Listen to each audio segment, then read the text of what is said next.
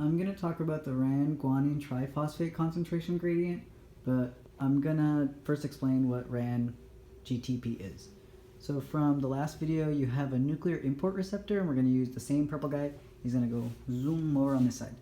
So we talked about the binding site for the cargo protein, and now I'm going to talk about the allosteric site of the nuclear import receptor.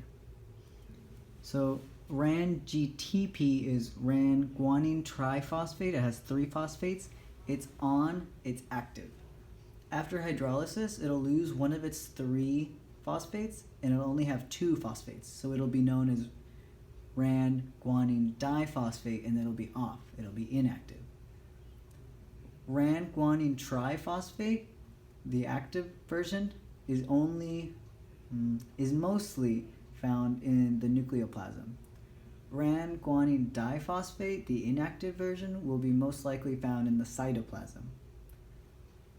Ran-guanine diphosphate will not bind to nuclear import receptors. He's sad and alone.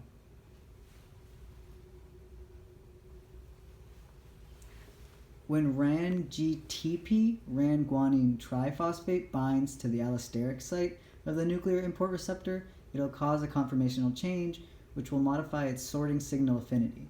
It'll change the other site. It'll change the binding site for the cargo protein.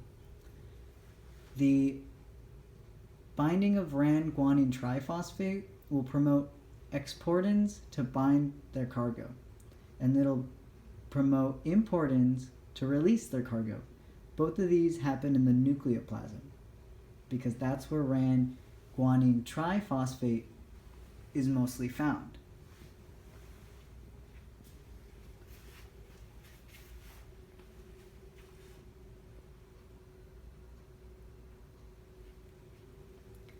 For the Ran-guanine triphosphate concentration gradient, I've drawn a nuclear pore complex in purple, NPC, the nuclear envelope in a faded green, and the inside of the nuclear envelope is called the lumen.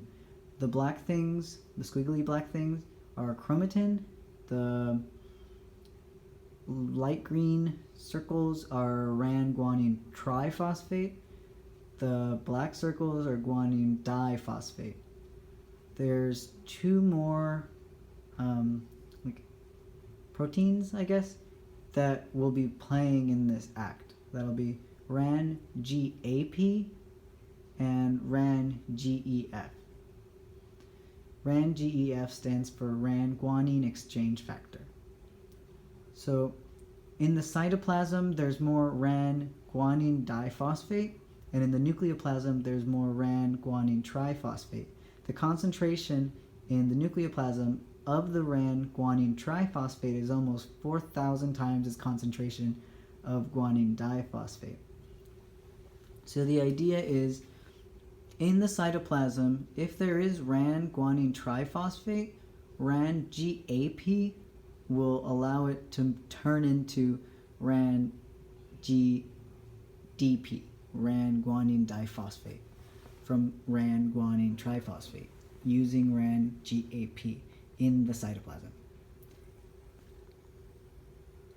In the nucleoplasm, once a Ran-guanine diphosphate can make it inside of the nucleoplasm, Ran-guanine exchange factor, which is attached to histones on chromatin, will allow it to become Ran-guanine triphosphate, making it active.